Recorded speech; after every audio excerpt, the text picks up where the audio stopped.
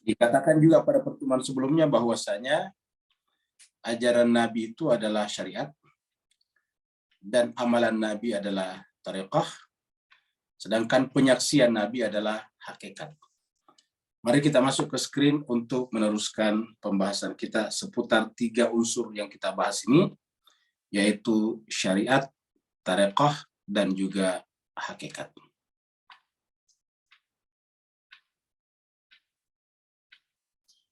Jadi pertemuan yang lalu kita sampai sini tanggal 25 Februari karena pekan lalu, minggu lalu, hari Sabtu yang lalu, tanggal 4 kita tidak ada kelas. Ya. Jadi kita masih, ini judulnya di atas ya. Syariat, tarekah, dan hakikat. Jadi masih di sekitar ini. Dan kita sudah bahas sebelumnya sampai di sini. Ya. Jadi ini adalah tahapan-tahapan. Ya. Kemudian dalam tinjauan irfan, ya ini kita terakhir sampai di sini. Jadi kita review dari sini. Dalam tinjauan irfan, syariat adalah aspek lahir daripada tarekah. Jadi syariah itu adalah lahirianya daripada tarekah. Sedangkan tarekat adalah aspek batin atau sisi batin daripada syariat. Jadi makanya syariat itu kelihatan, sholat itu kelihatan berdiri ruku sujud. Orang puasa juga kelihatan perutnya kempis. Kemudian lelah, kelihatan lemah, itu adalah orang berpuasa. Kalau kita misalnya berzakat, berinfak, itu kelihatan ada benda, ada uang, ada harta yang dikeluarkan. Kalau kita pergi berhaji kelihatan, satu kampung lihat ya, bahwa si A pergi berhaji ya, kemana, ke Baitullah di Mekah. Nah, itu jadi syariat itu kelihatan. Tapi di balik yang kelihatan ada yang batin yang tidak kelihatan. Itu adalah tarekahnya. Jadi tarekat ini adalah aspek batinnya syariat, sisi batinnya syariat. Sedangkan syariat adalah sisi lahirnya, sisi lahirnya daripada tarekat. Demikian pula tarekat, nah, begitu ya seterusnya. Demikian juga tarekat itu adalah sisi lahir dari hakikat. Jadi tarekat ini adalah justru bagian luarnya, sisi luar daripada hakikat. Dan hakikat adalah sisi batin, sisi dalam daripada tarekat. Ya. Sehingga bisa dikatakan bahwa hakikat adalah batinnya batin, rohnya roh. Oleh karena itu ketika seorang hamba menjalani tahapan-tahapan agama, jadi apabila seorang hamba menjalani tahapan-tahapan agama, maka tahapan pertama yang mesti dilewatinya adalah syariat. Jadi kalau orang menjalani agama, syariat. Setelah mengenal agama, kan orang beragama setelah mengenal agama, mengenal Allah, ma'rifat. Ketika sudah mengenal Allah, paling tidak dalam bentuk awam bahwa Tuhan itu ada, si hamba itu adalah diciptakan, maka kemudian kita menempuh jalan menuju kepada Dia.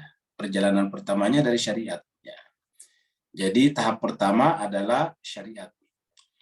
Kemudian masuk ke tarekat sebagai batinnya syariat. Dan selanjutnya hakikat sebagai batinnya tarekah. Ya. Dan sebagai batinnya batin dari syariat. Jadi hakikat ini adalah batinnya tarekat ataukah batinnya batin dari syariat. Jadi dia adalah inti daripada inti, sari daripada syariat. Ya. Jadi kalau ibaratnya kalau syariat itu ditapis, difilter, ditandak, ada namanya difilter ya, diayak ya, ada ayakan. Mungkin di Singapura, Malaysia juga ayak, namanya ayakan. Seperti kalau kita menumbuk kopi, nanti diambil halusnya diayak ya, ditapis. Ditapis, diayak ya. Maka kemudian hasil daripada ayakan, hasil daripada tapisan, hasil daripada filter daripada syariat adalah tarekah. Nah, kalau tarekat lagi ini diayak lagi, difilter lagi, maka akan tersisa intisarinya. Namanya adalah hakikat. Nah, seperti itu. Biasa juga diibaratkan dengan santan, kan begitu. Jadi santan itu adalah diperah daripada kelapa. Jadi kelapa diparut, setelah diparut kemudian diperes. Nah, gitu, diperes, diambil sarinya. Sari daripada kelapa yang diparut itu namanya santan. Kemudian santan diperas lagi. Apa yang keluar nantinya? Minyak kelapa. Nah, begitu. Jadi minyak kelapanya itu adalah hakikatnya, sedangkan santannya adalah tarekahnya, sedangkan kelapanya, isi kelapanya, daging kelapanya adalah syariatnya. Seperti itu. Jadi seperti itulah juga kurang lebih perumpamaan daripada agama ini. Jadi minyak itu adalah intisari daripada santan, santan adalah intisari daripada kelapa. Jadi kelapanya itu yang kelihatan namanya. Jadi kalau kita melihat kelapa tidak melihat santan, yang kita lihat ya kelapa. Ya, isi kelapa yang putih itu. Dagingnya kelapa. Dan ternyata kalau daging kelapa itu diparut lalu kemudian diperes, nah ternyata ada intisarinya di dalam. Ada batinnya namanya santan. Santan juga kalau ternyata diperes dengan cara dimasak, lalu kemudian keluarlah intisarinya namanya minyak kelapa. Minyak. Jadi minyak kelapa adalah batinnya batin kelapa. Ya, jadi batinnya batin kelapa. Dan itu tidak kelihatan di luar. Kalau kita lihat kelapa nggak pernah melihat santan. Kita melihat santan, tidak pernah melihat minyak kelapa. Coba Bapak Ibu sekalian lihat kelapa. Kita tidak melihat santannya. Kalau kita lihat santan lagi, tidak melihat minyak kelapanya. Tapi benar-benar yang namanya minyak kelapa berasal dari santan, dan benar-benar santan berasal dari kelapa. Ya. Nah, begitulah juga dengan ini. Ya. Jadi berdasarkan ini, maka ketiga tahapan ini, yaitu syariat, tarekat, dan hakikat, diibaratkan oleh para urafa, para ahli irfan dengan kulit, inti, dan intinya inti. Kalau tadi kita udah kelapa, santan, dan intinya santan, yaitu minyak kelapa. Ya. Jadi minyak kelapa. Minyak kelapa itulah terasa sekali aromanya dan sebagainya. Ya. Kalau di santannya belum. Dengan itu sangat mungkin menggapai hakikat dan maqam usul. Usul itu artinya tiba. Ya. Usul kepada Tuhan, tiba kepada Tuhan. Dengan melewati tarekat yang merupakan batinnya syariat. Nah, ini kita sudah sampai di sini pada 2 pekan yang lalu. Sekarang kita teruskan. Seorang sufi besar yang namanya Azizuddin Nasafi adalah seorang urafa di pertengahan abad ke-7. Ya. Pertengahan abad ke-7 menuturkan. Ya. Pertengahan abad ke-7 itu berarti tahun 800-an. Ya. Menuturkan kata Nasafi. Syariat adalah perkataan para nabi. Jadi syariat adalah perkataan para nabi. Jadi kita lihat di sini. Jadi syariat adalah perkataan para nabi. Ya. Sedangkan tarekat adalah perbuatan para nabi. Ya. Jadi tarekat adalah perbuatan para nabi. Ya. Jadi kita lihat yang kuning ini, syariat adalah perkataan para nabi. Sedangkan tarekat adalah perbuatan para nabi. Ya. Sedangkan hakikat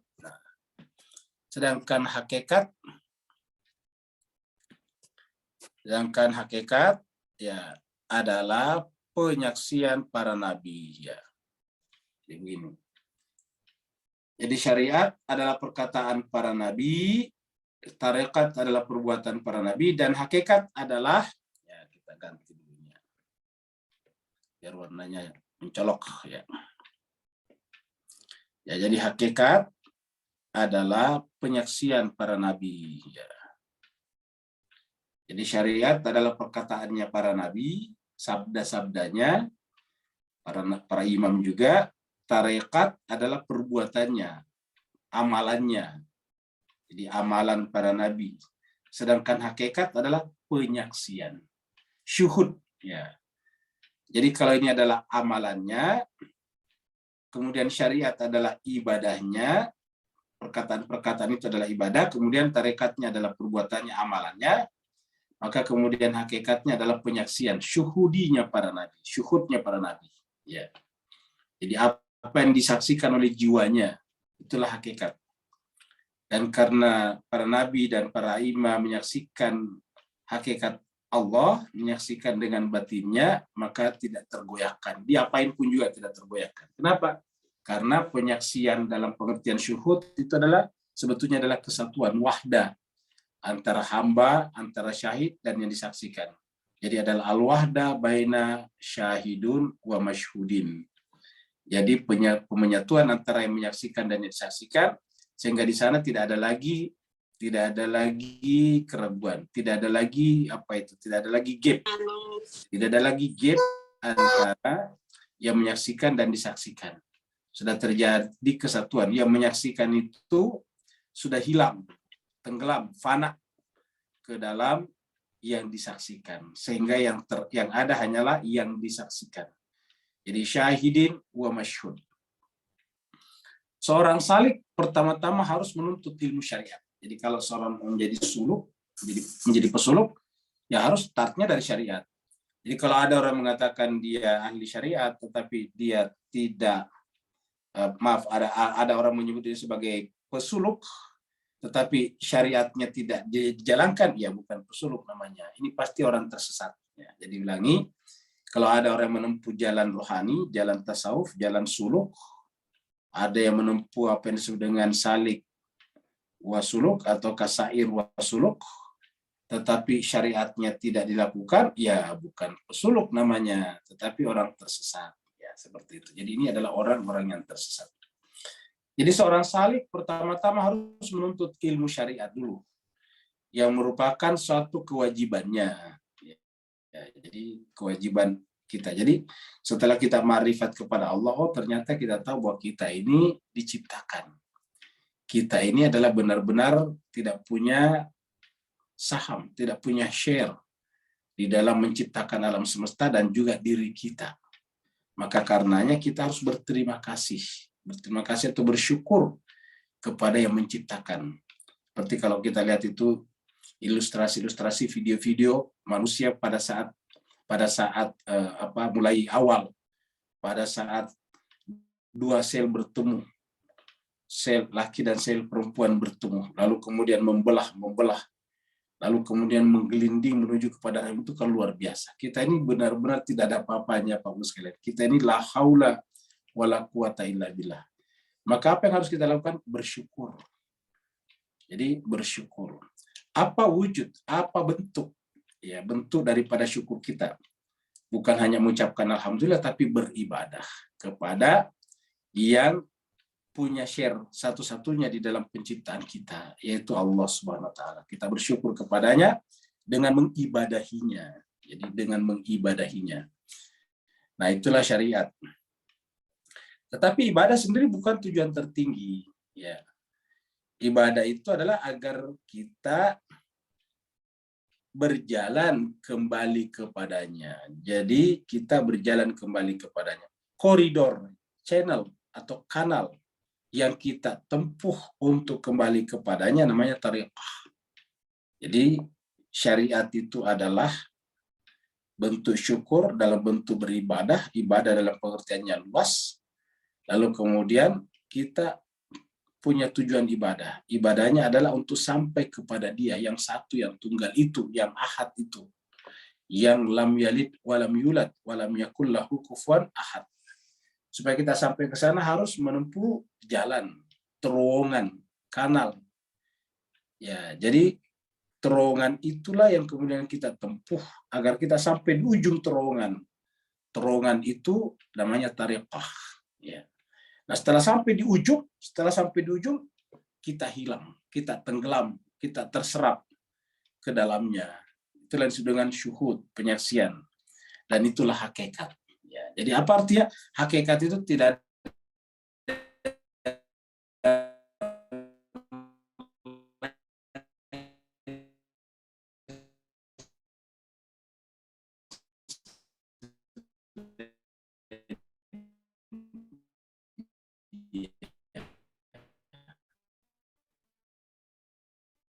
Dia. Sehingga tidak ada lagi yang ada selain Dia. Baru benar la ilaha illallah. Tidak ada lagi apa-apa yang selain daripada Allah. La ilaha illallah. La maujuda illallah. Tidak ada yang diwujudkan selain daripada Allah yang mewujudkannya. La ma'buda illallah.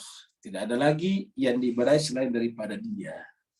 Nah, itu dengan hakikat adalah penyaksian para nabi. Jadi ketika nabi itu hadir sebagai nabi, artinya dia menjadi nabi, maka tidak ada lagi dirinya. Makanya nabi itu tidak pernah merasa menderita. Dilempar batu, dicaci maki, dia merasa senang. Kenapa? Karena dia selalu hatinya selalu bersama dengan Allah. Bagaimanapun beratnya cobaan kita saksikan secara zahir, seperti dilempar batu, diusir dari kampung halamannya, dicaci maki, dan sebagainya, tetapi Nabi tidak pernah terpengaruh oleh itu semuanya. Kenapa? Karena batinnya Nabi sudah tenggelam ke dalam kebaqaan Allah Subhanahu wa Ta'ala. Sehingga tidak ada lagi yang dirasakan apapun selain daripada kenikmatan. Dan ini yang selalu kita katakan dengan kata-kata Bunda Zainab, ma ra'aitu illa jamila. Kata-kata ma ra'aitu illa jamila, tidak ada yang kusaksikan selain, tidak ada yang kulihat daripada keindahan, artinya tidak ada yang kurasakan. Tidak ada yang kurasakan kecuali keindahan. Artinya termasuk saya tidak merasakan diriku lagi. Yang ada adalah keindahan. Siapa keindahan? Adalah Allah, Al-Haq itu sendiri. Seperti itu. Jadi seorang salik pertama-tama harus menuntut ilmu syariat, yang merupakan satu kewajibannya, dan menapaki tareqah, yang juga merupakan kemestiannya. Artinya kewajibannya juga. Sehingga dia mendapatkan cahaya-cahaya hakikat, sebatas kesanggupannya dulu, sambil berjalan terus-menerus. Seperti yang kita katakan tadi, walaupun kita masih jauh, tapi kita sudah melihat di ujung sana, di ujung terowongan, di ujung kanal itu ada cahaya. Jadi di ujung terowongan, di ujung gang sana itu ada cahaya. Cahaya itulah yang menarik kita ke sana. Cahaya itulah yang menyedot kita ke sana. Ya. Cahaya itulah yang kemudian membuat kita takjub, sehingga kemudian kita lupa segala-galanya, termasuk lupa diri kita. Karena di ujung sana ada cahaya. Ya. Cuma sekarang karena masih jauh, kita hanya bergerak menuju kepada cahaya itu sesuai dengan batas-batas kesanggupan kita. Seseorang yang menerima apa yang disabdakan oleh Nabi, seseorang menerima apa yang disampaikan Nabi dalam bentuk kitab suci ataupun hadis-hadis, dikategorikan sebagai ahli syariat. Jadi kalau kita sudah menerima yang disabdakan, ya dikategorikan sebagai ahli syariat. Jadi syariat. Jadi apabila kita sudah sampai ke sana, yaitu ini, ya. Mana tadi, jadi ini menerima apa yang disabdakan, maka kita namanya ahli syariat. Ya. Dan apabila mengamalkan apa yang dikerjakan oleh para nabi, ya, dan rasul, maka kita dikategorikan sebagai ahli tariqah. Dan apabila menyaksikan apa yang disaksikan oleh para nabi, ya, jadinya apabila kita menyaksikan apa yang disaksikan oleh para nabi, ya. Apabila kita menyaksikan apa yang disaksikan oleh para nabi dan rasul, maka disebutlah dengan ahli hakikat. Ya, jadi 3 warnanya.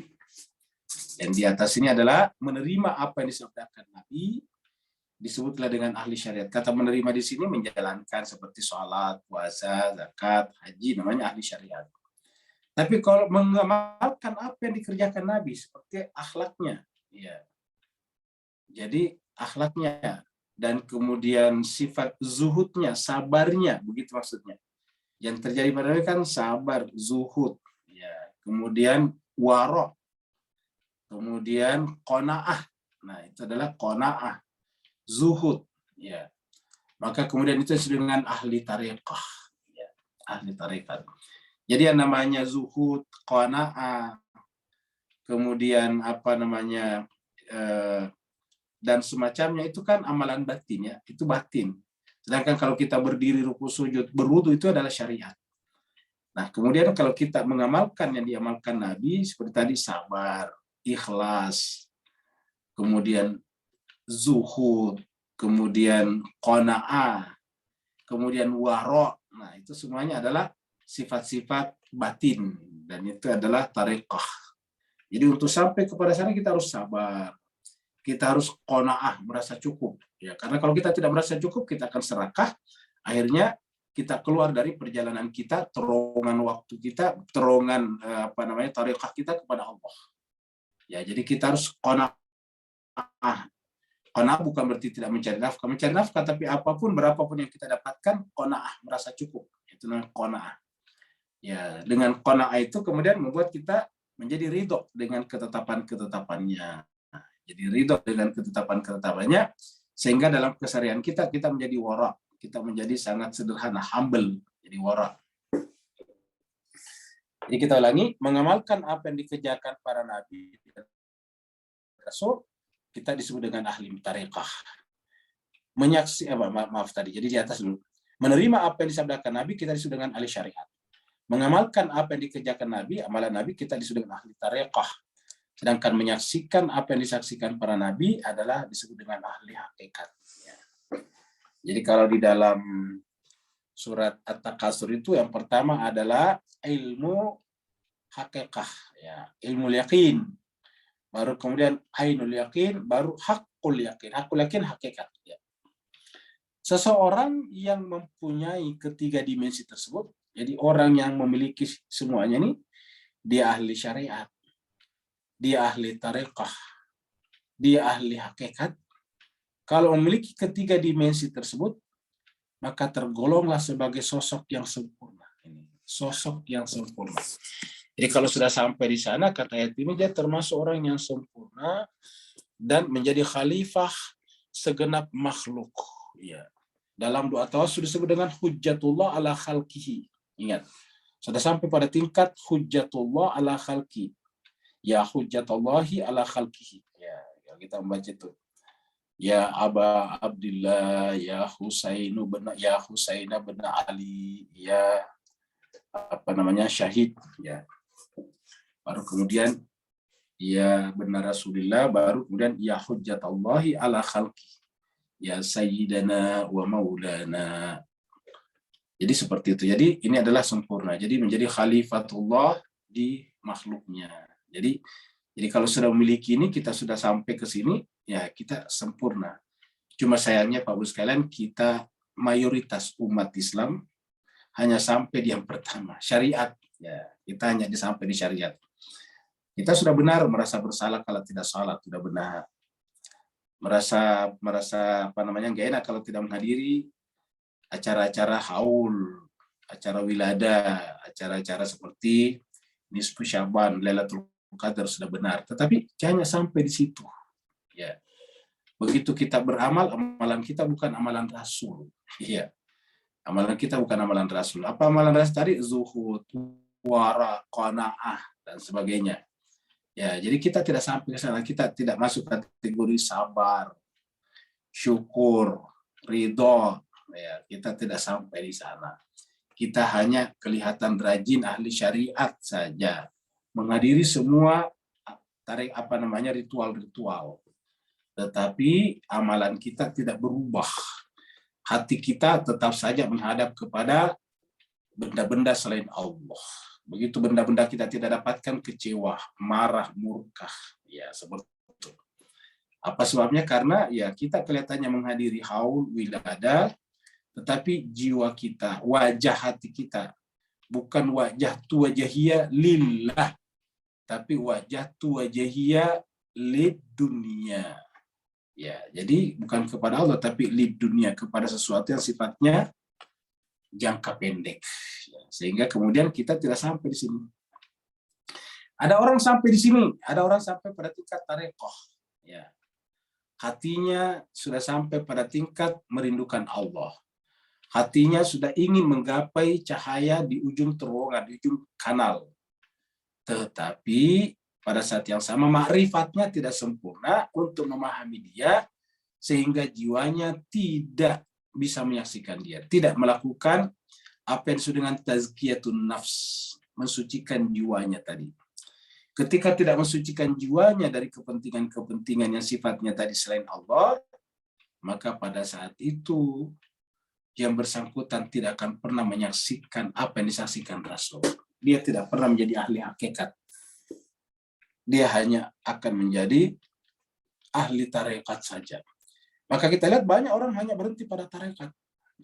Bahkan orang yang bertarekat terkadang ribut antar tarekat. Nah, bukan berarti tidak sampai kepada hakikat. Jadi orang yang bertarekat terkadang ribut di antara tarekat. Terkadang juga saling mengkafirkan, saling menyalahkan juga sesama tarekah. Ya. Apa sebabnya? Karena mereka menjadikan tarekat sebagai tujuan, bukan hakikat. Sehingga dia hanya berhenti pada tarekah, bahkan mungkin mencari dunia melalui tarekah. Seperti itu. Nah, jadi kalau itu terjadi, kita belum sampai kepada hakikat. Karena kalau sampai pada hakikat, ya tidak ada apa-apa selain daripada Allah. Seperti pembahasan kita di dalam tadabbur kita surat Al-Insan. Ya. Yufuna bin nadri wa yakhafuna yawman kana syarruhu mustatira. Wa yut'imuna at-ta'ama ala hubbihi miskinan wa yatiman wa asira.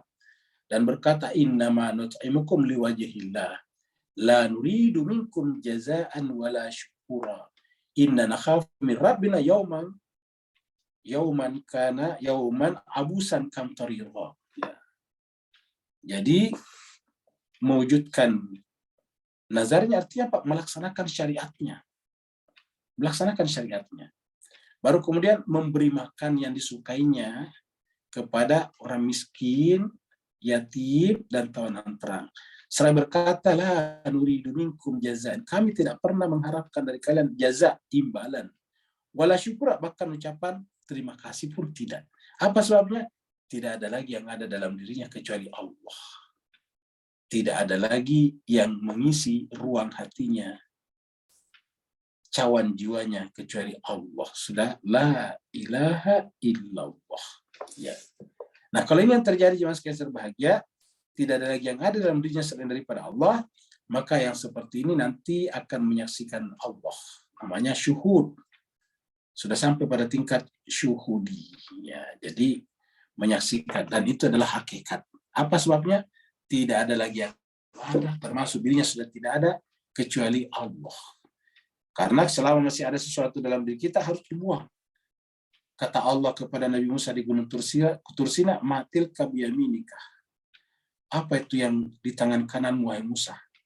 Ingat ya, namanya tangan kanan itu yang kita pegang pasti yang sangat kita percaya. Namanya saya tangan kanan. Ya. Kalau kita katakan itu tangan kanannya si A, ya tangan kanannya raja, kan berarti orang pentingnya raja. Ya. Nah, Allah tiba-tiba bertanya kepada Musa, wahai Musa, matil kabiyaminika. Apa gerangan itu di tangan kananmu? Matil kabiyaminika. Musa menjawab, tilka asaya, itu adalah tongkatku. Ya, kata Nabi Musa.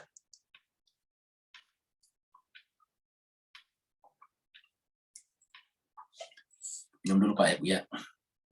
Nah, jadi dikatakan apa itu matil kabiyaminika? Dan Nabi Musa menjawab, asaya itu adalah tongkatku. Asa itu tongkatku. Atawakkau alaiha, saya bertelekan. Saya menghalau kambing-kambing saya. Saya mengambil makanan daun-daun dari pohon-pohon yang tinggi dengan tongkat, dan banyak lagi manfaatnya bagiku. Ya, jadi artinya masih ada. Itu kan caranya Tuhan mengajari kita. Tidak boleh ada, termasuk tongkat. Ya. Maka Allah mengatakan Alkia, kalau itu lempar itu tongkat. Kalau kamu tahu, kalau kamu masih pelihara itu tongkat, kamu wahai Musa masih enggan menghilangkan dari dalam jiwamu, coba buang itu tongkat. Begitu dibuang itu tongkat, tiba-tiba yang nampak adalah ular. Nah, seperti itu. Yang agresif, yang mengejar-ngejar Nabi Musa. Jadi artinya apa? Segala sesuatu yang kita pelihara dalam diri kita, kita memelihara ular sebetulnya Pak Bu sekalian. Jadi Bapak bisa bayangkan betapa banyaknya ular yang kita pelihara dalam jiwa kita. Jadi jiwa kita ini menjadi taman ular. Jiwa kita ini menjadi sarang ular. Ular berbisa. Ya. Itulah sebabnya orang gampang stres. Orang gampang putus asa. Orang gampang tiba-tiba mengidap penyakit-penyakit mental disorder. Apa sebabnya? Ya, yang kita simpan dalam jiwa kita adalah ular. Bukan Allah, tapi ular. Harusnya kan kita simpan adalah Allah, bukan ular. Ya, kita belum tahu hakikatnya, tapi Allah telah perlihatkan kepada kita melalui Nabi Musa, tongkat-tongkat itu hakikatnya adalah ular yang berbisa, ular yang bisa mengejar-ngejar kita. Ya. Makanya bagaimana kita harus berani menangkap ular itu, baru kita buang. Ya, lemparkan, kata Tuhan kepada Musa, lemparkan. Nah, seperti itu. Nah, jadi betapa banyak orang di dunia ini yang dipelihara dalam jiwanya ular. Itulah sebabnya ada orang naiknya mobil yang mewah, naiknya misalnya mobil yang paling yang mahal, Rubicon misalnya. Tetapi apa isi hatinya? Gampang sekali menganiaya orang, sampai hampir mati orang, coba. Ini kita lihat. Ya, kita ada orang yang sampai pada tingkat sudah jabatannya termasuk tinggi di dalam kepolisian, polis. Tetapi apa yang terjadi? Begitu dia tersinggung sedikit, dia bunuh orang, tembak di depannya dengan dekat. Nah itulah kenapa. Yang ada di dalam hatinya apa? Yang ada adalah ular. Pernah kita ceritakan di Amerika sekarang ada seorang hakim yang diadili dan dijatuhi hukuman mati. Namanya Murdoch. Alex Murdoch. Ya, dia hakim. Dan dia hakim yang terkenal di wilayahnya, di state-nya, di negara bagiannya. Tetapi terakhir karena dia tersinggung, dia apa? Tiba-tiba dia tembak istri dan anaknya. Luar biasa. Jangan tanya mati atau tidak, yang namanya orang ditembak dari jarak dekat. Akhirnya sekarang dijatuhi hukuman mati. Hakim. Nah kalau begitu kenapa bisa begitu? Kan hakim ilmunya banyak, pendapatannya banyak. Di Amerika pula, negara paling kaya di dunia. Ya sederhana, karena ternyata di luaran dia pegang uang banyak, di luaran dia menggunakan toga hakim, di luaran menggunakan jubah hakim, di luar merek-merek yang berharga branded, tetapi yang ada di dalam jiwanya adalah ular-ular berbisa. Kelihatannya di luar itu adalah mentereng. Ya, pakai parfum yang mahal, pakai kendaraan yang mewah, pakai rumah yang mewah, tetapi yang dipelihara di dalam taman jiwanya adalah ular-ular berbisa. Nah, jiwa bahagia. Inilah yang membuat kita semuanya susah untuk masuk menjadi ahli hakikat. Jadi syariat yang kita lakukan pun hanya sekedar menggugurkan kewajiban saja, hanya di luaran saja. Ya, kita salat supaya tidak disebut lagi berdosa karena tidak salat. Seperti itu. Salat kita bukan untuk memiliki hakikat, yaitu tanha anil fahsya'i wal munkar, ataukah salat aqimis salat lidzikri, ya, aqimis salat lidzikri. Jadi salat itu tingkatan-tingkatannya juga kita lihat. Salat itu kan dari segi salat adalah syariat. Salat syariat. Nah, salat sebagai syariat dia hanya bisa melepaskan orang dari perbuatan keji dan munkar. Itu adalah aqimis salat, inna salata tanha anil fahsya'i wal munkar. Itu adalah syariatnya yang kelihatan di luar. Nah, tetapi kemudian ada batinnya salat, yaitu adalah lizikri. Jadi batinnya salat adalah lizikri. Aqimis salata lidzikri. Ya, seperti itu. Jadi masing-masing ada batin. Jadi ada salat itu adalah syariatnya, kemudian di dalamnya tariqahnya adalah supaya kita tercegah dari perbuatan keji dan munkar. Karena salat kita adalah mendorong kita untuk dekat kepada Allah. Atau istilahnya Nabi, salat itu adalah mirajul mukminin. Jadi, ulangi lagi, seseorang yang punya ketiga dimensi tersebut, yaitu ahli syariat, ahli tarekah, dan juga ahli hakikat, maka disebut dengan sebagai sosok, ya, sebagai figur, sebagai individu, person yang sempurna, yang perfect, ya, dan sekaligus khalifah Allah kepada segenap makhluknya. Khalifatullah ataukah hujjatullah ala khalqihi, ya, hujahnya Allah terhadap makhluknya. Namun seseorang yang sama sekali tidak memiliki ketiga aspek itu tidak ada. Tidak beribadah, tidak juga berakhlak dengan akhlak Nabi, tidak bertarekat dengan tarekat Nabi, tidak juga apalagi hatinya dibuka untuk menyaksikan kebesaran dan keindahan Allah. Maka kata kalimat berikut ini adalah yang bersangkutan itu adalah yang paling rendah, bahkan digolongkan sebagai binatang ternak. Jadi, namun seseorang yang sama sekali tidak memiliki ketiga aspek itu merupakan sosok yang rendah atau digolongkan sebagai binatang ternak, hewan ternak. Coba dihitung sebagai hewan ternak. Ya, dan ini jemaah sekalian berbahagia disampaikan di dalam surat Al-Araf 179.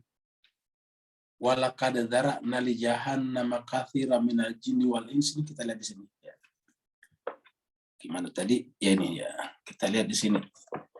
Suratnya surat 7 Al-Araf.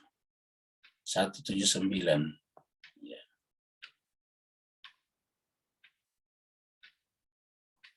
Dia 179. Kemudian kita langsung buka juga surat Al-Furqan.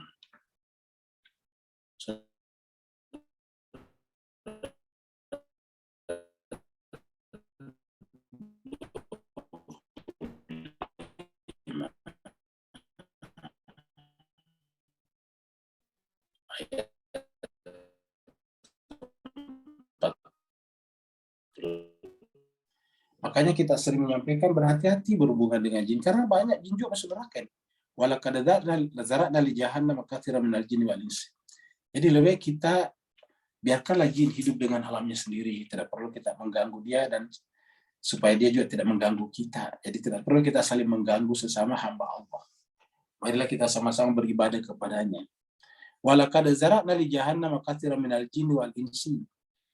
Sungguh kami akan memenuhi neraka jahanam, banyak isinya, dan semuanya cuma dua kemungkinan, dari kalangan jin atau manusia. Apa sebabnya? Lahum qulubun, mereka punya kalbu, akal pikiran, la yafqahuna biha, tetapi tidak digunakan untuk memahami ayat-ayat Allah. Tidak digunakan untuk ma'rifat kepadanya. Walahum a'yunun, mereka punya mata, tetapi la yubsiruna biha, mereka tidak gunakan untuk melihat tanda-tanda yang bisa mengantarkan kepada kebesaran Tuhannya. Walahum azan, dia punya kuping, telinga, la yasmauna biha, tidak digunakan untuk mendengarkan ayat-ayat Allah. Lalu digunakan apa aja akalnya, mata dan telinganya? Digunakan hanya untuk kesenangan-kesenangan duniawi saja. Nonton konser, nonton pertunjukan seni, nonton sepak bola, ya, menyaksikan benda-benda yang indah, tetapi tidak dihubungkannya dengan Allah Subhanahu wa taala. Sehingga kemudian apa kata Allah? Ulaika kal an'am. Mereka itu seperti hewan ternak. Ulaika kal an'am, mereka seperti hewan ternak, binatang ternak. Bal hum adall, bahkan bisa satu lagi.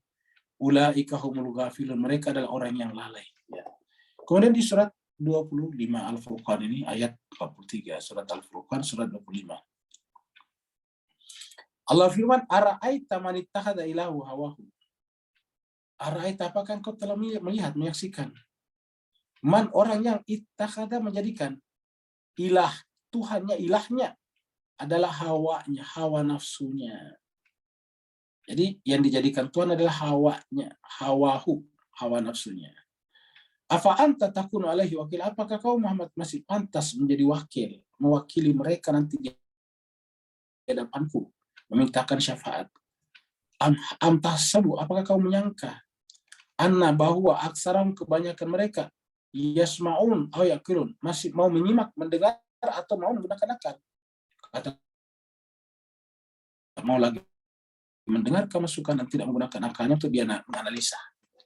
Inhum, tiadalah mereka itu, illa, kecuali, kal an'am, seperti hewan ternak. Ini muncul lagi mirip tadi dengan surat Al-Araf ini. Ya. Ulaika kal an'am bal hum adall. Kalau di sini inhum illa, tiadalah mereka itu illa, kecuali, kal an'am bal hum adallu sabila. Nah, seperti itu. Jadi banyak orang yang kelihatannya penampilannya wah bagus, tetapi kata Allah mereka seperti hewan ternak. Ulaika kal an'am. Jadi kita teruskan lagi tadi. Jadi orang yang memiliki ketiga tadi itu disebut dengan sempurna dan khalifah Allah kepada makhluknya. Namun seseorang yang sama sekali tidak memilikinya, tidak ada. Yang memiliki tidak ibadat, tidak tarekat apalagi, hakikat apalagi. Maka kata Allah, orang seperti itu digolongkan sebagai binatang ternak. Mereka disebut dengan sosok yang rendah dan digolongkan sebagai binatang ternak. Nah, inilah yang kita sebut tadi ayatnya, ya. Kalau ini lain lagi ayatnya, tapi mirip ya. Ini ayat surat 14 ini ya, kita lihat di sini. Surat Al-Isra sama 119, tapi kenapa terjemahannya adalah binatang kaki 4? Ya, dia saja menurut mereka seperti binatang kaki 4. Ya memang al-anam hewan berkaki 4, tetapi intinya adalah hewan ternak, hewan piaraan. Jadi ini data yang kita bahas ayatnya, surat Al-A'raf ayat 179 ya. Nah, kemudian kita kutip, di sini ada dikutip seorang arif besar sekarang ya Mas Ibu, yaitu Haidar Amuli. Ayatullah Sayyid Haidar Amuli. Membahas 3 tingkatan syariat. Jadi membahas 3 tingkatan syariat. Membahas 3 tingkatan, yaitu syariat, tarekat, dan hakikat. Jadi membahas ketiga tingkatan ini. Syariat, tarekat, dan hakikat. Ya. Dibahas oleh Sayyid Haidar Amuli. Ya, ini terkenal Pak sekalian sebagai seorang ulama. Biasanya kalau kita pergi ke KOM itu di waktu jam pagi itu kira-kira jam 9 atau jam 8 dia mengajar di masjid di situ di apa saya masuk ya. Itu syariat ya. Kemudian tarekat, kemudian yang keempat adalah hakikat. Yang ketiga hakikat ya.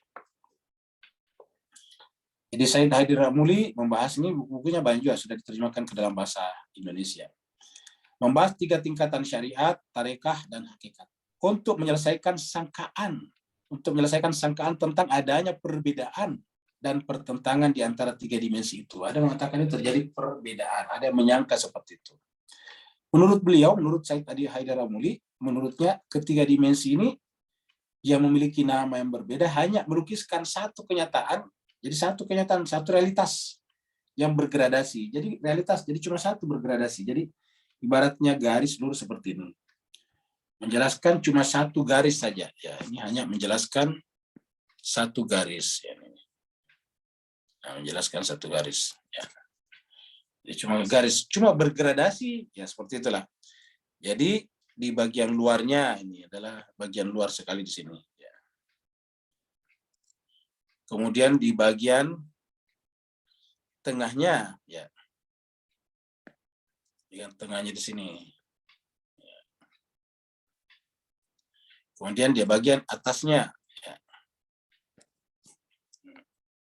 Nah ini dia. Jadi inilah kita coba bagi 3 ya. Ini adalah ini adalah syariat. Ya ini syariat. Ini ke atas ya, ke puncak ya. Ini paling luar, kemudian masuk. Jadi syariat mengantarkan kita baru, kemudian tarekah. Tarekat. Kemudian yang ketiga di atas adalah hakikat. Ya. Ya, jadi hakikat. Jadi ini satu garis sebetulnya, cuma kelihatannya 3, tapi ini satu garis. Ya. Bagian awal syariat, bagian tengah tarekat, bagian terakhir adalah hakikat. Seperti itu. Nah, jadi inilah apa namanya? Inilah 3. Jadi dikatakan hakikatnya 1, realitasnya 1 yaitu garis, tetapi berada dalam keadaan bergradasi, bergrade, ada grade-nya, ada gradation-nya, ada grade-grade-nya, tingkatan-tingkatannya seperti ini. Ya. Jadi kata beliau, ketiga dimensi ini yang memiliki nama yang berbeda, tetapi hanya melukiskan satu kenyataan dan realitas yang bergradasi. Jadi satu kenyataan, cuma satu hakikatnya, cuma realitasnya bergradasi. Jadi gradasi inilah yang bertingkat-tingkat. Yang namanya gradasi tingkatan-tingkatan. Dari paling luar syariat, baru kita kemudian syariat masuk sedikit-sedikit sampai kepada tarekat. Tarekat masuk hakikat. Seperti itu. Nah, jadi kita anggap syariatnya di luar, zahirnya, ini adalah batin, batinnya batin. Jadi kalau kita pakai bahasa batin tadi. Jadi ini adalah lahir ya, atau zahir ya, lahir. Terus kemudian di sini adalah batin. Terus kemudian di sini adalah batinnya batin ya. Batinnya batin ya. Ya dia. Jadi ini adalah lahir, batin, batinnya batin ya. Karena kita sudah sampaikan tadi bahwa syariat ini adalah bentuk zahirnya, bentuk lahirnya daripada tarekat. Sedangkan tarekat bentuk batinnya daripada syariat. Sedangkan tarekat hubungannya dengan hakikat, tarekat adalah zahirnya hakikat. Sedangkan hakikat adalah batinnya tarekat, sehingga kalau ini adalah batinnya tarekat, tarekat adalah batinnya syariat, maka hakikat adalah batinnya batin. Batinnya syariat. Batinnya batin syariat. Kenapa syariat di sini, batin di sini? Batin di sini menjadi tarekah, menjadi lahir kaitannya dengan hakikat. Maka ini adalah Ada lagi batinnya, namanya batinnya batin, seperti itu. Nah, jadi perbedaan di antara ketiga hal itu hanyalah bersifat nisbi, bukan hakiki. Jadi nisbi itu apa? Penampakan saja, tapi di hakikatnya enggak. Jadi hanya nisbi dan tidak bersifat hakiki, bukan hakiki ya. Jadi hakikatnya cuma satu sebetulnya, ya syariat, tarekat dan hakikat. Cuma dibahas satu-satu biar gampang. Ya. Nah, kalau kita bikin jembatan, namanya jembatan itu kan mulai daripada tiangnya sampai kepada badan jembatannya, bodinya. Tetapi ya dibahas satu-satu, ini tiangnya, ini bodinya, ini adalah dindingnya dan sebagainya atau pagernya. Dibahas satu-satu. Tapi hakikatnya cuma satu. Begini juga. Hakikatnya cuma satu, cuma dibahas syariat, tarekat dan hakikat secara sendiri. Dalam sebagian ungkapan daripada Sayyid Haidar Amuli, beliau menyatakan ketahuilah bahwa syariat adalah sebuah nama yang ditentukan untuk jalan-jalan ilahi yang mana memiliki rukun-rukun, cabang-cabang, keringanan-keringanan, motivasi, niat, kebaikan, kesempurnaan-kesempurnaan. Jadi itu adalah syariat. Jadi syariat sendiri adalah jalan ilahi. Syariat sendiri adalah sebuah nama yang ditentukan untuk jalan ilahi. Jadi yang namanya syariat, ini syariat, dia adalah jalan-jalan ilahi. Memiliki, tapi cuma ada rukun-rukunnya yang harus dipenuhi, cabang-cabangnya, keringanan-keringanan, rukhsahnya, ada rukhsah-rukhsahnya, seperti kalau kita safar, sakit, tidak perlu berpuasa, cukup diganti nanti. Ya. Jadi apabila dalam keadaan bepergian, tidak perlu berpuasa. Jadi itu namanya keringanan-keringanan, rukhsah-rukhsahnya. Ada motivasi-motivasinya. Maksudnya ada fadilah-fadilahnya. Kalau kalian melakukan ini, fadilahnya ini. Kemudian ada niatnya, nawaitunya. Gitu. Tujuannya kemana. Dan ada manfaat-manfaatnya, dan seterusnya. Jadi, sementara torekah adalah mengambil yang terbaik. Ya, jadi torekah. Jadi, sedangkan torekah adalah mengambil yang terbaik dan yang paling kuat di antara jalan-jalan ilahi itu. Jadi kita sebutnya tadi dengan spesifikasi. Ya. Jadi ajaran ini kan luas. Setelah kita ingin fokus kepada Allah, ya kita fokus, maka kemudian itu yang disebut dengan tarekah. Jadi sementara tarekat itu adalah mengambil yang terbaik dan yang paling kuat di antara jalan-jalan ilahi itu. Dan setiap metode atau metoda dan cara yang paling baik, ya, setiap metode dan cara yang paling baik, paling kuat, paling hati-hati, dan paling sempurna yang dijalani oleh manusia dinamakan sebagai tarekah. Jadi setiap metode, ya, cara yang paling baik. Jadi setiap metode. Jadi setiap metode dan cara yang paling baik, yang paling kuat, paling hati-hati, dan paling sempurna yang dijalani oleh manusia dinamakan dengan tarekah, ya seperti itu. Setiap metode itu adalah semacam way of life. Ya. Jadi ini adalah metodenya adalah way-nya, kita sebut way, sedangkan caranya ini adalah semacam means-nya yang paling baik, paling kuat, paling hati-hati, dan paling sempurna yang dijalani oleh manusia dinamakan dengan tarekah. Ya.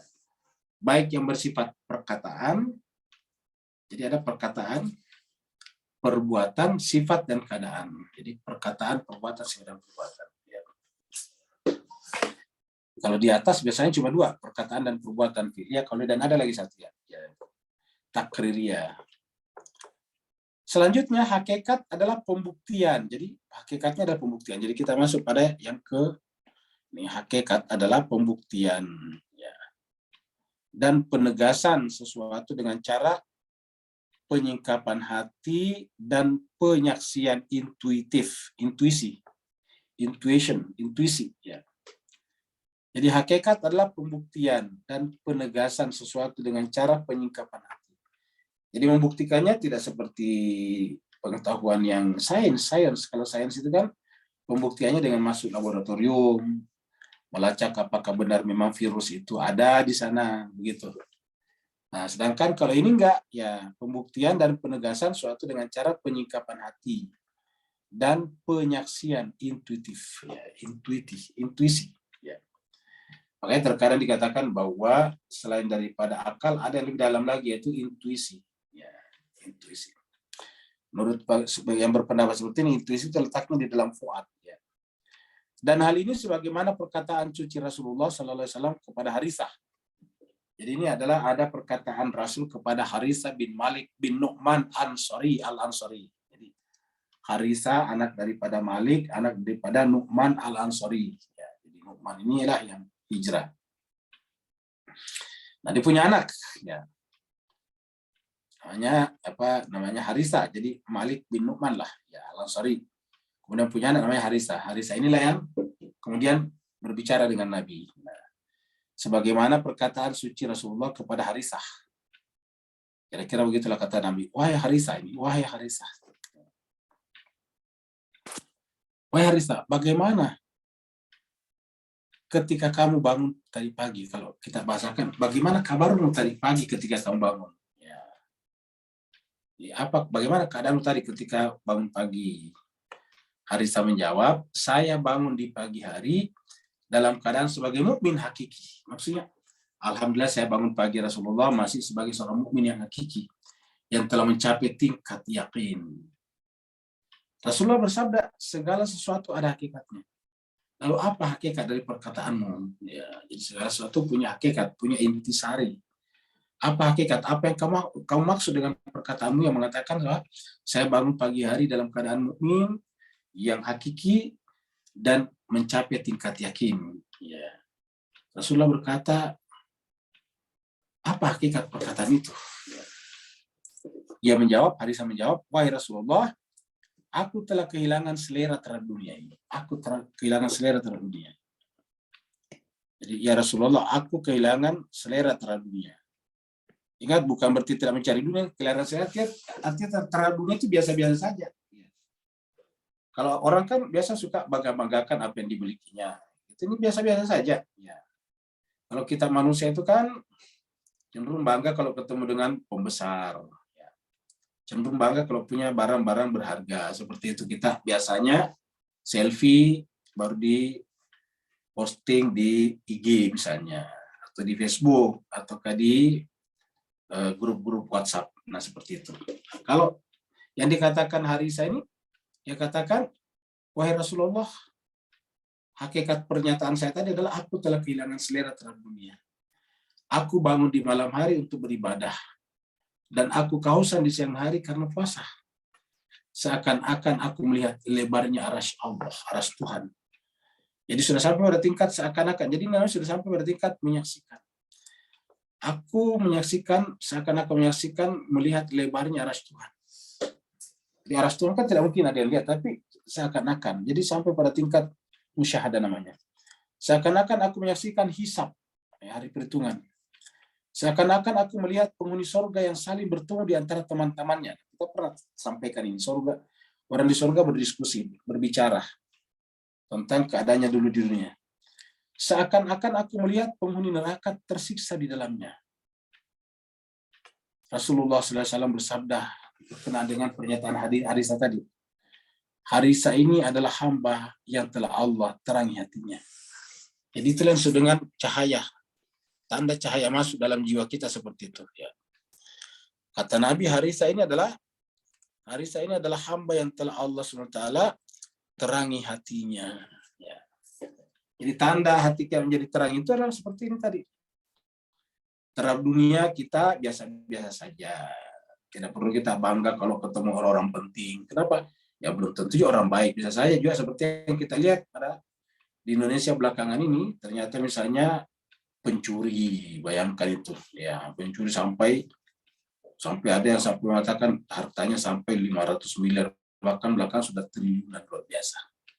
Nah, kalau kita lihat itu kan, wah serba branded, dia punya barang. Istrinya kalau kemana-mana pakai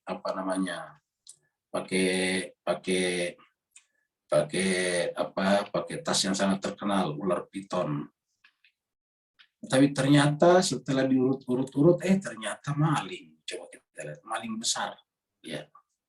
Jadi dapat kita bayangkan. Dan ini jemaah sekalian, tentu banyak yang baik-baik juga. Tapi artinya apa? Tidak selamanya yang kita saksikan secara zahir itu adalah benar adanya. Nah, maka Harisa menjelaskan kepada kita, saya Tuhan telah kehilangan selera terhadap dunia. Aku bangun di malam hari untuk ibadah. Dan aku di siang hari kehausan karena puasa. Dan hatiku seakan-akan sudah menyaksikan lebarnya arasy Tuhan, maksudnya luasnya arasy Tuhan. Aku seakan-akan menyaksikan hari hisab, ketika orang semuanya dihisab. Aku akan melihat penghuni surga yang saling bertemu di antara teman-temannya. Dan seakan aku melihat penghuni neraka tersiksa di dalamnya. Ini ceritanya mirip dengan perjalanan Nabi dalam Isra Mi'raj itu, dalam Mi'rajnya. Ya. Menyaksikan isi neraka, menyaksikan isi surga. Seperti itu. Nah, kalau kita sudah menyaksikan sesuatu seperti itu, adalah hakikat. Dan Rasul mengatakan Harisa dengan cara seperti itu adalah hamba yang telah Allah SWT terangi hatinya. Lalu beliau bersabda kepada Harisa, engkau telah mendapatkan basirah. Ya, basirah. Kita sudah bicara basirah sebelumnya. Di tadabbur kita banyak berbicara tentang basirah. Engkau telah mendapatkan basirah, maka tetaplah dalam keadaan itu, yaitu hatimu tetap menjadi basirah. Lalu Harisa bermohon kepada Nabi Sallallahu Alaihi Wasallam, wahai Rasulullah, doakan untukku agar aku bisa syahid di bawah benderamu. Perhatikan ini, Bapak Ibu sekalian, cobalah kita lihat pernyataan ini supaya kita lihat di mana posisi kita ini. Jadi ini pernyataan Harisa, kita tulis ini Harisa. Kemudian apa pernyataannya? Wahai Rasulullah, doakan untuk aku agar aku bisa syahid di bawah benderamu. Coba. Jadi ya Rasulullah, doakan aku untuk syahid. Coba perhatikan. Kalau kita akan doakan aku Tuhan supaya saya sehat. Memang tidak salah, tetapi kan itu menunjukkan kelas kita sebetulnya. Ya, doakan aku Tuhan supaya rezekinya banyak, melimpah. Jadi doa kita cuma rata-rata sekitar itu. Cobalah doa-doa kita selalu kita minta. Rata-rata cuma di sekitar situ. Ya. Doa kita ini dan itu. Ya. Doa kita kalau bukan seputar saku, seputar perut. Doakan aku Tuhan supaya uangnya banyak, itu saku. Doakan aku Tuhan supaya aku terpenuhi kebutuhannya, itu adalah perut, dan seterusnya. Jadi cuma di sekitar situ. Jadi artinya apa? Jemaah sekalian, untuk diri kita, bukan untuk Allah dan Rasulnya. Kalau ini kan mau mati di bawah bendera Rasul, artinya apa? Dia mau mati untuk Rasul. Dan ini sejalan dengan surat Al-Ahzab. Ya. Wahai Rasulullah, doakan untukku agar aku bisa syahid di bawah benderamu. Doakan untukku agar aku bisa syahid di bawah benderamu. Mati bukan minta hidup, bukan minta selamat, bukan minta harta, bukan minta kesehatan. Minta mati syahid di bawah benderamu. Coba. Dan ini kita baca di dalam doa ahad kita. Kalau kita baca doa ahad, wal mustasyhadina baina yadai. Ya Allah, jadikan aku syahid bersama dengan imam zaman. Coba. Kalau kita kan doa-doanya cuma itu. Bahkan kalau malam nisfu Sa'ban kemarin beredar tulisan-tulisan. Kalau ini kita tulis pada nisfu Sa'ban, maka kemudian rezeki kita banyak sekali. Ini yang kita nisfu Sa'ban ini sebetulnya diri kita atau imam zaman. Ya. Bahwa yang seperti itu tidak salah, tetapi bukankah berarti pikiran kita masih berkutat pada masalah itu saja, jemaah sekalian? Tidak ada kemajuan, tidak ada peningkatan, tidak ada upgrading, tidak terupgrade kita punya jiwa. Kalau kita lihat ini kan orang-orang di sekitar kita adalah meminta yang secara irfani, minta supaya syahid di bawah bendera Rasul. Ya. Minta tadi supaya wal mustasyhadina baina yadai. Itu adalah doa kita dalam doa ahad itu. Ya Allah, jadikanlah aku syahid bersama dengan imam zaman. Gimana mau syahid? Menahan lapar saja susah, belajar saja susah. Coba kita lihat bagaimana bisa syahid. Mengorbankan, mensyahidkan saja waktunya susah. Mensyahidkan saja tenaganya susah. Bagaimana bisa mensyahidkan nyawanya? Coba lihat sekalian. Dan kita lihat sini, Harisa bermohon, ya Rasulullah, doakan untukku. Ini minta doa kepada Rasulullah. Kalau kita kan, ya Rasul, doakan untukku ya Rasulullah supaya saya punya uang banyak juga. Kan begitu. Doakan saya ya Rasulullah supaya ponakannya, temanku itu yang sedang di rumah sakit juga supaya sehat kembali. Begitu saja doa-doa kita, jemaah sekalian. Saya terkadang merasa, aduh ya Allah, masa doa kita beragama, mendekat kepada-Nya Allah, tapi kok masih di sekitar situ-situ saja pikiran kita. Keselamatan pribadi, keselamatan diri kita, bukan keselamatan Rasul dan A'immah, bukan keselamatan Imam Zaman, tapi keselamatan diri kita. Ya. Doakan untukku agar aku bisa syahid di bawah benderamu ya Rasulullah. Beliau selesai menjawab, ya Allah, coba lihat. Ya Allah, karuniakan ia kesyahidan. Rasul mengingat. Seandainya salah, tentu Rasul menegurnya. Bukan begitu, wahai Harisah. Doakan aku ya, supaya aku syahid benderamu. Maka Rasul menjawab, ya Allah, karuniakan ia dengan kesyahidan. Tak lama kemudian, Rasulullah SAW mengirimkan pasukan untuk berperang, dan Harisah ada di antara pasukan-pasukan itu, lalu mati syahid setelah membunuh beberapa musuh Allah dalam peperangan. Coba mati syahid, karena sesuai dengan doanya. Jadi jemaah sekalian ingat, kita sesuai dengan doanya. Kalau doa kita cuma harta saja, kita dapat kesehatan saja. Jemaah sekalian bahagia. Kalau menurut saya jemaah sekalian ya seperti ini, dunia kita serahkan kepada Allah saja. Kita berusaha secara maksimal, kita berdagang, kita mencari nafkah, Allah pasti kasih. Tapi bagaimana dengan kebenaran ini Rasulullah? Karena yang namanya Muslim itu seperti ini Pak sekalian. Mari kita baca. Mari kita baca surat Al-Ahzab. Ini kan sudah biasa kita bahas surat Al-Ahzab, surat 33 nih. Maaf, surat 33 ini Al-Ahzab. Kita lihat ayat 6-nya di sini. Ayat 3, ayat 4, ayat 5, ayat 6. Ini dia jemaah sekalian, ayat 6. Al-Ahzab 33 ayat 6. Ya. An-nabiyyu, nabi itu aula bil mu'minin. Nabi itu lebih utama bagi seorang mukmin. Nabi itu lebih utama dari seorang mukmin. Min anfusin, daripada dirinya sendiri. Dan Nabi nanti diganti oleh manusia-manusia suci lainnya. Jadi orang mukmin itu berpikir bagaimana membela Nabi dan para imam, para orang suci, bukan dirinya. Coba perhatikan, an-nabiyyu, Nabi itu adalah lebih utama bil mukminin, bagi orang mukmin, min anfusin, daripada diri mereka sendiri. Wa azwajuhu ummahatum, dan istri mereka adalah ibu-ibu mereka. Jadi intinya adalah orang mukmin itu lebih utama Nabi daripada dirinya sendiri. Coba. Jadi artinya Pak, mukmin yang benar bukan berpikir tentang keselamatan dirinya, tapi Nabi dan keluarganya. Karena Nabi mengatakan, Hasan Hussein bagian dari diriku, Fatimah adalah bagian dari diriku. Siapa yang membuatnya senang, membuatku senang. Siapa yang membuatnya marah, membuatku marah. Kan seperti itu jemaah sekalian. Nah, inilah yang difahami oleh para syuhada Karbala, sehingga ketika Imam Hussein menyuruh mereka menyelamatkan diri, tidak ada yang pergi menyelamatkan diri. Karena dia tahu, saya lebih utama, Nabi lebih utama daripada diri saya sendiri. Makanya semuanya setelah Imam Hussein mengatakan, pergilah mencari keselamatan diri sekalian masing-masing. Biarkan saya di sini. Satu persatu berbicara, semua kata-kata yang mengatakan hal yang sama itu, ya Rasulullah, kalau aku pergi meninggalkan kamu di sini seorang diri, lalu apa nanti kata saya kepada Rasul? Coba kita lihat jemaah sekalian. Apa nanti yang saya harus katakan kepada Nabi? Meninggalkan engkau, meninggalkan cucunya, meninggalkan penggantinya dalam keadaan sebatang kara. Tidak mungkin, wahai imam. Camkanlah, wahai imam. Kamu tidak akan tersentuh oleh mereka sebelum mereka membunuh saya. Coba. Kalau kita kan beda sekali, Pak Ustaz. Sudah beragama, sudah berahlul bait, betapa lama, doa-doa kita cuma sekitar situ saja. Bahkan sakit gigi pun juga minta Tuhan menyembuhkannya. Ya. Apa kita tidak cengeng ini, Pak Ustaz kalian? Ya. Sakit lutut saja minta Tuhan menyembuhkannya. Sesuatu yang kita bisa usahakan sendiri.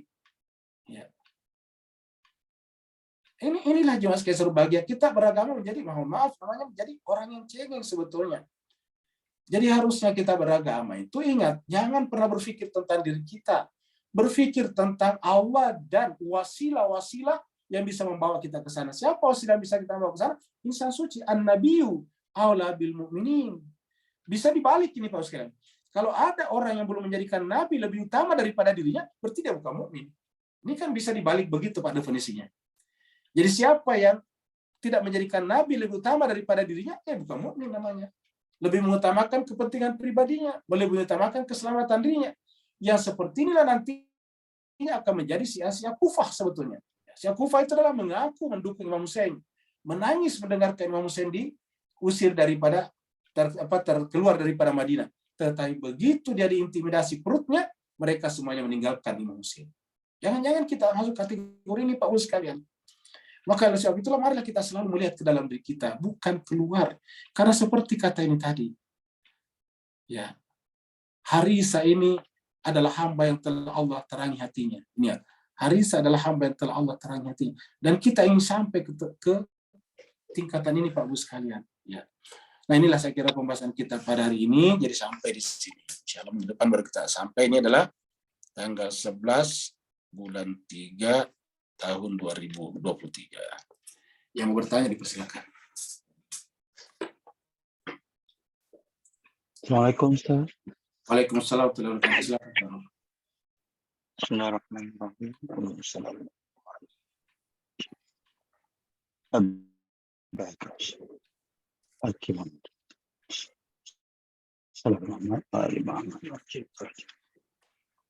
Dalam kupasan kelas-kelas tadabbur Quran sampai ke banyak malam ni, bolehkah kita katakan bahawa setiap kali kita baca Quran tu dan Ustaz kupaskan sampai pada malam ni, tak putus-putus apa pun setiap satu zarah perbuatan kita, ayat tadi dalam Quran tadi mentajalikan, itulah akibat-akibat dunia kita yang kita bawa kat sana. Beri pencerahan Ustaz. Barakallah. Baik, terima kasih banyak Pak Nur. Jadi apa yang kita dapatkan di akhirat adalah refleksi cerminan dari apa yang kita lakukan di dunia. Jadi kalau yang mengisi jiwa kita tadinya adalah ular-ular, maka di akhirat ular-ular ini menjelma menjadi bagian daripada diri kita.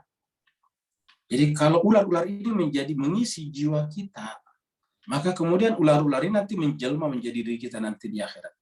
Maka mumpung selama hidup kita masih ada sekarang, mari kita gunakan untuk mengusir ular-ular itu. Membersihkan jiwa kita dari kepentingan-kepentingan apapun juga. Dan ini nanti terbukti dari doa-doa kita. Ini doa-doa kita. Dan doa Kumail mengajarkan kepada kita doa yang sangat indah. Tidak ada di sana doa ya Allah sembuhkan aku dari sakit. Bukan berarti kita tidak boleh sembuh, tapi kita di doa Kumail tidak ada Pak Bos sekalian. Di doa Kumail itu tidak ada rezeki, minta uang dan sebagainya, tidak ada sama sekali. Yang ada apa? Ya dosa yang meruntuhkan penjagaan, dosa yang menghalangi terijabahnya doa-doa, dosa yang menyebabkan terputusnya hubungan kekasih dengan Allah dan sebagainya. Itu doa-doa seperti itu yang ada di sana. Kita minta kepada Allah dengan keluasannya, dengan kemuliaannya, dengan kekuasaannya. Itu di awal-awal. Baru kemudian kita Allahumma ghafir li dzunuballati, ya Allah ampunilah dosa-dosaku yang banyak. Di situ meruntuhkan penjagaan, menghalangi terjabahnya doa-doa, menghijabi hubungan kita dengan langit, itu banyak sekali di situ. Jadi diri kita di situ Pak Bos sekalian yang kita lihat. Nah, tapi selama ini kan diri kita dalam pengertian kekurangan kita, dosa-dosa kita. Ya. Dan di situ dia mengatakan, ya dengan dosa-dosa saya Tuhan, ya saya sangat mungkin masuk neraka. Tapi ya Allah, bagaimana aku bisa menderita dalam neraka sementara aku merindukan wajah-Mu, kan begitu. Bagaimana aku bisa merasakan api neraka ketika aku tidak ingin berpisah dengan wajah-Mu, seperti itu. Jadi doa-doa kita di dalam doa Kumail itu indah sekali. Ya. Jadi inilah jemaah sekalian serbagi yang jadi membaca doa Kumail akhirnya supaya kita menyerap isinya. Bahwa isinya itu benar-benar kekurangan kita, dosa kita, kemungkinan kita masuk neraka di akhirat nantinya. Kemungkinan perbuatan kita di dunia mendatangkan penderitaan. Jadi benar dikatakan Pak Nur tadi, jadi apa yang terjadi nanti di akhirat adalah refleksi, cerminan dari apa yang kita lakukan di dunia. Jadi sekarang jemaah sekalian, marilah kita kesempatan untuk muhasabah. Selalu melihat, tafakur, melihat jiwa kita. Apa sih sebetulnya yang ada di dalam jiwa kita? Apa benar yang mengisi jiwa kita hanya Allah dan Rasul-Nya? Kan tadi sudah dikatakan, ciri orang mukmin itu adalah nabi lebih utama daripada dirinya sendiri. Sampai seperti seperti Harisa ini, dia ingin mati di bawah bendera Rasul. Artinya apa? Dia ingin mati membela Rasulullah. Ya. Karena Rasulullah baginya adalah lebih utama daripada dirinya sendiri. Nah, kalau ini sudah terjadi, kan berarti kita tidak menyaksikan apa lagi kecuali keindahan. Yang kita saksikan hanya Allah dan Rasulnya saja. Kita ini sudah tidak ada lagi. Dan karena kita tidak berpikir lagi tentang masalah-masalah, tidak perlu ada rasa takut lagi untuk syahid bersama dengan Rasul dan insan-insan suci lainnya disebut dengan Aimmatul Al-Ma'sumin. Jadi kita tidak perlu lagi merasa khawatir dan ketakutan. Jadi cuma sekali, kalau cita-cita kita untuk mustashhadina baina yadai, bagaimana mungkin kita menderita hanya karena lutut kurang bisa ditekuk, ataukah kita cuma kekurangan uang? Tidak mungkin kita merasa menderita seperti itu. Ya. Saya kira jemaah sekalian berbahagia, saya sering sekali atau kita sering sekali mengutip kata-kata Imam Khomeini yang mengatakan kalau mereka memerangi kami, ketahuilah kami ini adalah anak-anak Karbala. Tapi kalau mereka memboikot kami, mengembargo kami, tidak memberikan akses kepada kami kepada makanan dan minuman, maka ketahuilah kami adalah anak-anak Ramadan. Ramadan itu artinya apa? Terbiasa lapar dan haus. Terbiasa tidak makan dan tidak minum. Iya. Jadi dua saja kemungkinan, anak-anak Karbala atau anak-anak Ramadan. Dan jemaah sekalian berbahagia, Karbala hanya terjadi satu kali dulu. Dan peringatannya hanya sekali 1 tahun, 10 Asyura, 10 Muharram Asyura. Tetapi ada pernyataan yang sangat menarik, yaitu setiap saat adalah Asyura dan setiap bumi adalah Karbala. Kullu ardin Karbala, kullu yaumin Asyura.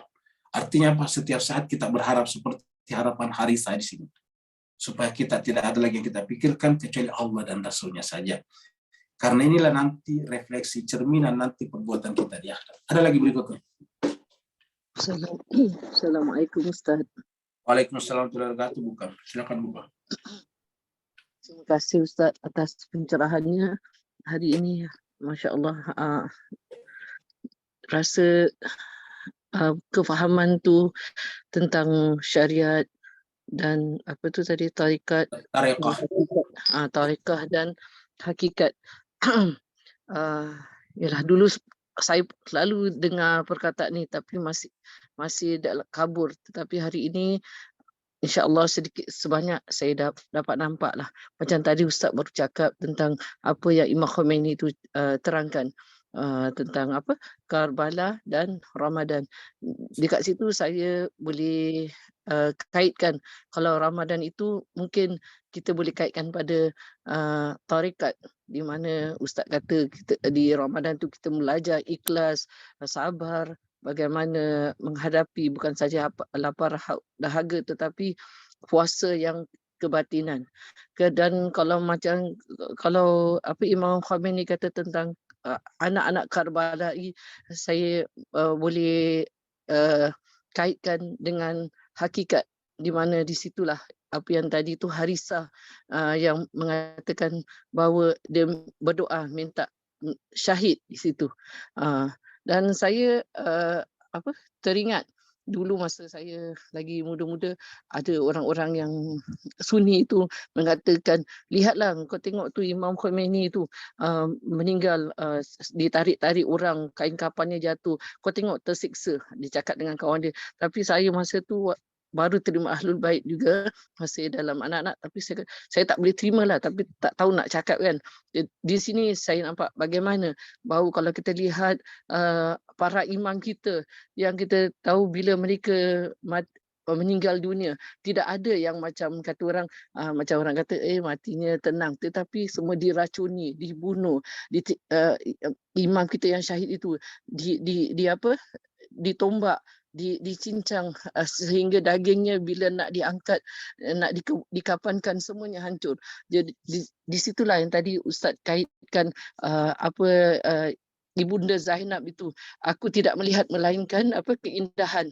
Kalau kita kaitkan macam tadi Ustaz kata, kita fana dengan perkataan la ilaha illallah, kita boleh kaitkan ma raaitu illa jamilah. Jadi la ilaha illallah tu jamilah tu, siapa tu jamilah? Allah itulah yang indah, yang fana ke dalam diri kita. Itu yang Mungkin kalau saya silap Ustaz betulkan. Itu saja Ustaz. Apa yang saya nampak pada pelajaran pada hari ini. Terima kasih banyak Bu Kam. Ini pernyataannya sangat bagus dan juga semacam mereview kembali tadi pembahasan kita. Jadi sudah benar. Jadi kalau kita kembali kepada Ramadan tadi, saumnya itu adalah syariatnya. Jadi saumnya syariatnya, Ramadannya adalah tarekahnya, sedangkan Karbalanya adalah hakikatnya. Jadi kalau ada orang yang bersaum, berpuasa, tapi tidak mengantarkannya kepada Ramadan, maka dia sebetulnya hanya berhenti pada zahir. Dan inilah yang dimaksud Nabi dengan betapa banyak orang berpuasa tidak dapat apa-apa. Kam min shaimin laisa lahu min siyam. Jadi yang dibicarakan di situ saumnya, siamnya. Kam min shaimin laisa lahu min siyam. Betapa banyak orang berpuasa tapi tidak dapat apa-apa dari puasanya.